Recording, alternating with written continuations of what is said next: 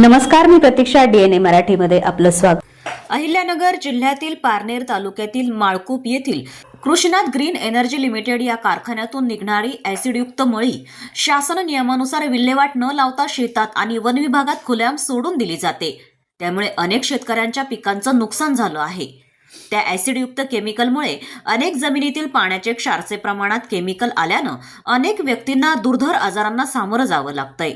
त्यामुळे या प्रकरणात कारवाई करण्यात यावी अशी मागणी निवेदनाद्वारे अन्याय निवारण निर्मूलन सेवा समितीकडून महाराष्ट्र प्रदूषण नियंत्रण मंडळ यांना करण्यात आली आहे. जर कारवाई नाही झाली तर 26 जानेवारीपासून बेमुदत उपोषण करण्यात येणार असल्याचा इशारा अन्याय निवारण निर्मूलन सेवा समितीकडून देण्यात आला आहे. पारनेर तालुक्यातील मौजे ढोळपुरी फाटा येथील असणारा कृषीनाथ ग्रीन एनर्जी लिमिटेड सहकारी साखर कारखाना, तर या कारखान्यातून ज्या निघणाऱ्या ॲसिडयुक्त जी मळी आहे, या मळीमुळे तेथील संबंधित असणारे शेतकरी व तेथील मुकी जनावरं आणि या प्रदूषण वायूमुळं अनेक त्रस्त आजार त्या संबंधित शेतकऱ्यांच्या लोकांना झालेले आहेत आणि तेथील जनावरे आजारी पडायला लागलेले आहेत.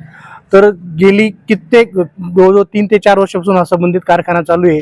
याचं त्या मळीचं पर्क्युलेशन होऊन आज आपण पाहतो या अहमदनगर जिल्ह्यामध्ये अनेक कारखाने आहेत. जसं श्रीगोंद्याचा नागवडे कारखाना आहे, नेवासा तालुक्यातील ज्ञानेश्वर असेल आणि इकडे पाथर्डी प्रदेश्वर असेल, या सुद्धा परिसरामध्ये अनेक वर्षापासून असणाऱ्या या साखर कारखान्याच्या मळीमुळे अनेक शेतकरी त्रस्त आहेत आणि त्या मळीच्या याच्यामुळे अनेक शेतकरी लोकवर्गांना त्याचा आजारपणाला सामोरं जावं लागते.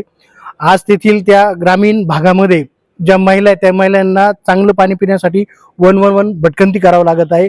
अशा या म्हणजे मुजोर कारखानदाराच्या आणि हलगर्जीपणामुळं आज ते जरी मळी असेल किंवा ते खराब प्रदूषणयुक्त जे पाणी असेल त्या पाण्याची वर प्रक्रिया करण्याची यंत्रणा संबंधित प्रत्येक कारखान्याला असते, परंतु त्याच्या मेंटेनन्स अभावी संबंधित कारखानदार ते कार्यान्वित करत नाहीत आणि यासाठी त्या विभागाच्या म्हणजे प्रदूषण महामंडळ हे त्याच्यावर कारवाई करण्याचे अधिकार असतात. परंतु संबंधित विभागाला तक्रार केली जाते आणि संबंधित जिल्हास्तरीय जे अधिकारी असतात हे प्रत्येक वेळेस जाऊन त्यांचं मलिदा व पाकिट घेऊन येऊन फक्त कागदपत्री त्या कारवाईचे लिखापडी केली जाते, पण प्रत्यक्षात प्रॅक्टिकल कुठेही कोणत्याही कारखान्यावर कारवाई केली जात नाही. पण याचा जो त्रास आहे हा संबंधित सर्वसामान्य शेतकरी आणि ग्रामस्थांना आणि मुख्य जनाला सहन करावा लागतो. त्यामुळे अन्याय निवारण सेवा समितीच्या वतीने मी या ढोळपुरी भागातील कारखान्याचं निवेदन दिलं होतं. त्या संबंधित आज मी प्रदूषण महामंडळ अहिल्यानगर यांच्या अधिकाऱ्यांशी भेटलो का ते संबंधित ज्या असणाऱ्या ज्या क्युरी आहेत किंवा जे त्याच्यावर कारवाई करण्याचे जे हे आहे यंत्रणा आहे, तर त्याचे अधिकार प्रादेशिक अधिकारी नाशिक विभाग, नाशिक महाराष्ट्र प्रदूषण नियंत्रण मंडळ यांना आहेत. त्यांच्याकडे त्यांनी प्रस्ताव पाठवलेला आहे. आता येत्या 8 दिवसामध्ये संबंधित कारखान्यावर त्वरित कारवाई नाही झाली तर पुढील प्रादेशिक अधिकारी नाशिक यांच्या दालनामध्ये तीव्र स्वरूपाचं आंदोलन अन्याय निवारण सेवा समितीच्या वतीने केले जाईल. धन्यवाद.